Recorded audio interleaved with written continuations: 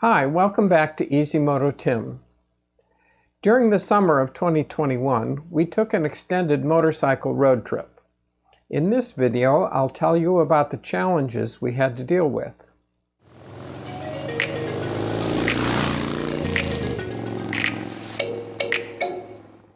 We've faced challenges on just about every trip we've been on. I've had an inner primary bearing go bad, and I've had to replace a compensator. A friend dropped a heel shifter. My wife had a highway peg fall off her bike. Also, she had a water pump fail on a Sunday when no Harley dealers were open.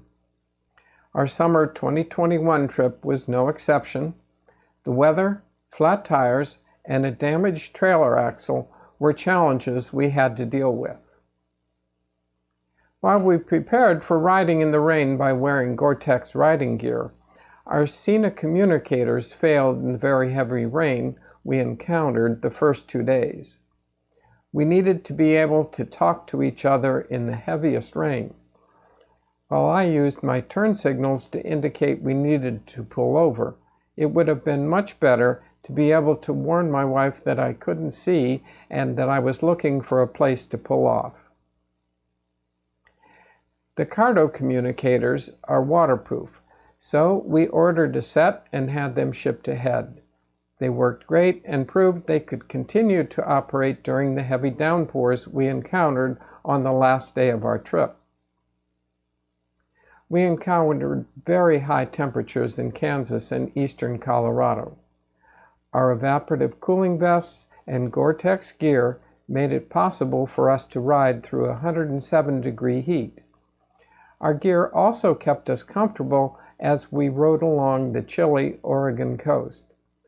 We were very cold, however. One morning we woke to a chilly, damp 46 degrees.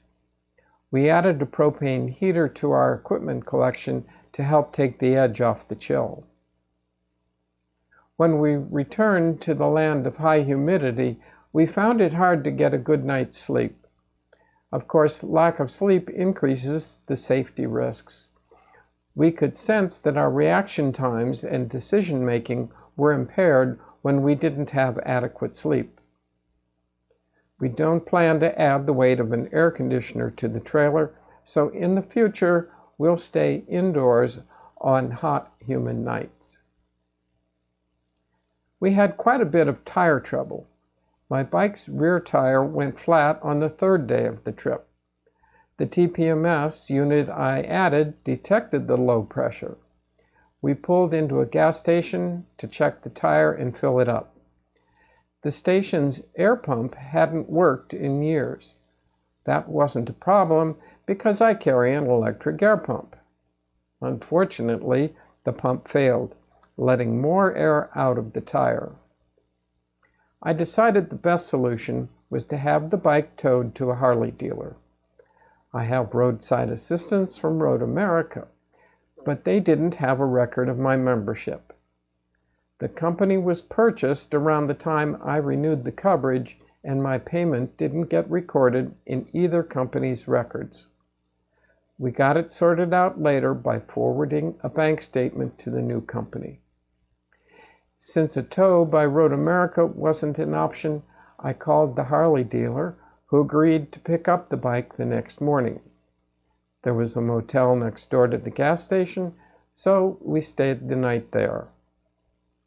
The techs at the dealer couldn't find a puncture, so they decided to reseat the tire.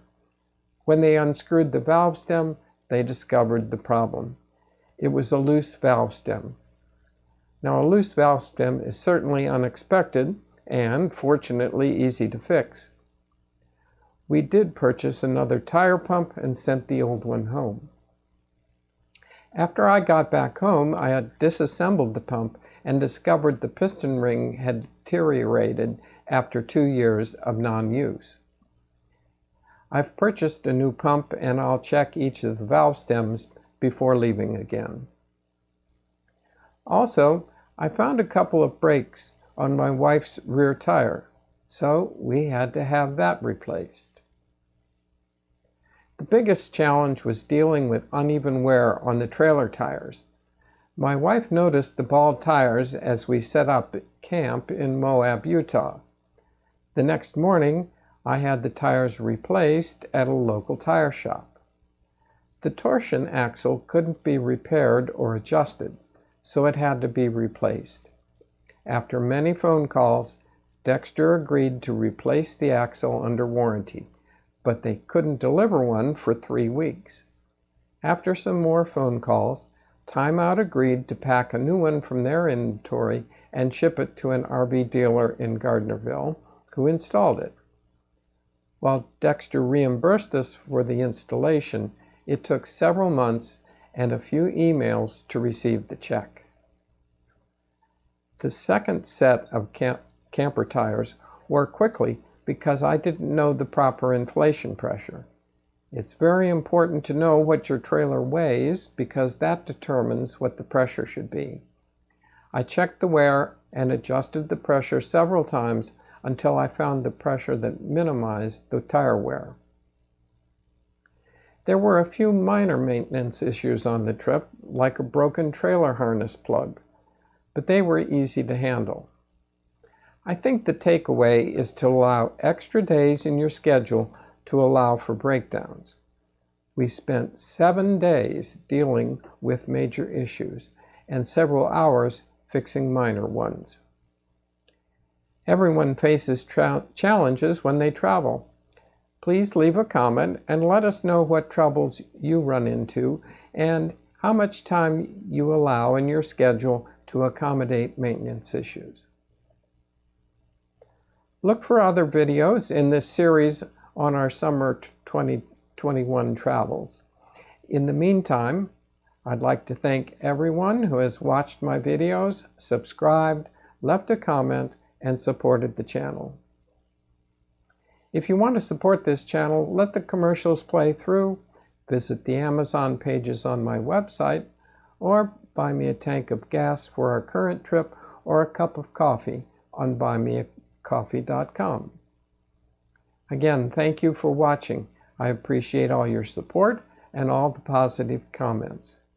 I'll see you in the next video.